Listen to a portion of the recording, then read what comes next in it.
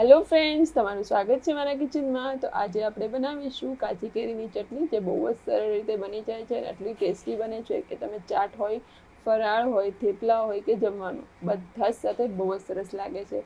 તો રેસીપી એકદમ સરળ છે ને ઝટપટ બની જાય છે. તો રેસીપી પૂરેપૂરી જોજો અને રેસીપી પસંદ આવે તો વિડીયોને લાઇક કરજો, શેર કરજો અને આવી જ નવી રેસીપીઝ જોવા માટે અને મને સપોર્ટ કરવા માટે મારી ચેનલને સબસ્ક્રાઈબ જરૂરથી કરજો.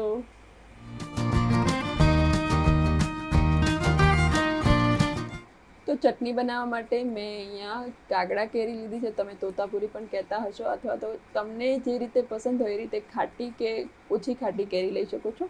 કેરીથી અડધા પ્રમાણમાં મેં સિંગદાણા લીધા છે અને અહીંયા તીખાશ માટે 4 મોળા મરચાં અને 4 તીખી મરચી, એક નાનો આદુનો ટુકડો. તમે અહીંયા જો લસણ ખાતા હોય અને લસણનો સ્વાદ તમને પસંદ હોય તો તમે થોડી કળીઓ લસણની પણ એડ કરી શકો છો. હવે ચટણી માટે મિક્સર જારની અંદર આપણે કેરીને એડ કરી દઈશું. તમે છાલ કાઢીને પણ એડ કરી શકો છો, છાલ સાથે પણ કરી શકો છો.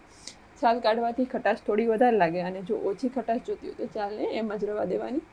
હવે જે મરચાં છે એને ટુકડા કરીને આપણે અહીંયા એડ કરીશું. આ ચટણી તમે ફરાળમાં ખાઈ શકો છો, જેથી કરીને તમે કોઈ પણ ચાટ બનાવો ફરાળી તો એમાં પણ આને વાપરી શકો છો. હવે આદુને પણ ટુકડા કરીને એડ કરી દેવાનું અને મરચીને પણ આવી રીતે ટુકડા કરીને મેં એડ કરી દીધા છે.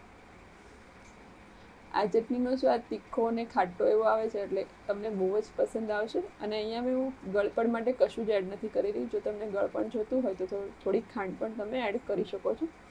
હવે થોડો સ્વાદ અને કલર સારો આવે એની માટે 5 ચમચી જેટલી હળદર અને થોડું મીઠું એડ કરીશું. મીઠું આપણે પછીથી બેલેન્સ કરવા માટે પણ એડ કરી શકીએ છીએ.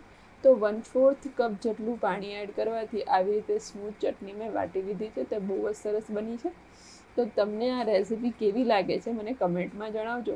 એકદમ સિમ્પલ અને ઝટપટ બની જાય એવી. અને જો રેસીપી પસંદ આવે તો વિડીયોને લાઇક કરજો, શેર કરજો અને આવી જ નવી રેસીપીઝ જોવા માટે અને મને સપોર્ટ કરવા માટે મારી ચેનલને સબસ્ક્રાઈબ જરૂરથી કરજો. તો ફરી મળીશું આવી જ નવી રેસીપીઝ સાથે. ત્યાં સુધી બધા આવજો. Thank you so much for watching. Take care yourself.